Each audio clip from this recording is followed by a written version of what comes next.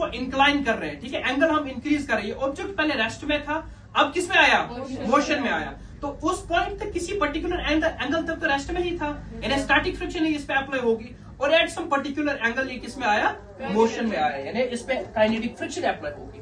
उसी चीज को हम समझ सकते हैं। पहले जो है ये ब्लॉक इधर था, इस पे ऊपर जो अप्लाई होगा नॉर्मल फोर्स है, that will be the component of contact force, यहाँ पे हमने समझा, ठीक है बेटा। सेकंड जो है हमारे पास है mg, mg will be perpendicular to the surface downwards.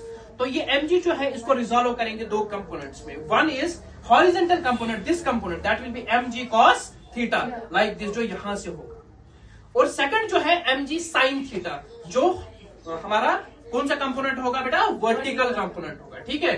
अब ये मोशन ऑफ द ऑब्जेक्ट जो है वो नीचे साइड है, डाउनवर्ड्स, सो जो फ्रिक्शन होगी वो इस साइड से होगा, फ्रिक्शन फोर्स इस साइड से अप्लाई होगा, ठीक है। अब हमारे पास चार फोर्सेस है, normal, mg cos theta, mg sin theta and fs, ठीक है।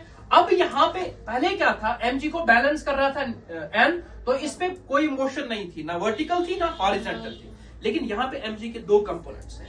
लेट्स से mg को बैलेंस, mg cos थीटा को बैलेंस कौन कर रहा है, n, सो n जो है that is equal to mg cos, but mg has another component that is mg sin theta, उसको दैट मीन उसको बैलेंस करने की कोशिश कौन करेगा, fs, so fs will be equal to mg sin theta, right. And अगर हम यहाँ पे fs की फॉर्मूला, लिमिटिंग फ्रिक्शन की फॉर्मूला अप्लाई करेंगे, that is fs is equal to mu s into n, so mu s बन जाएगा बराबर fs divide by n, fs divide by n that is mg sin theta and mg cos theta, that will be equal to tan। So using this angle, कि किस angle पे ये static से kinetic friction में change होगा, मतलब static friction किस angle पे काइनेटिक फ्रिक्शन में चेंज होगी, that will can give us the coefficient of friction, that can give us the coefficient of friction, alright.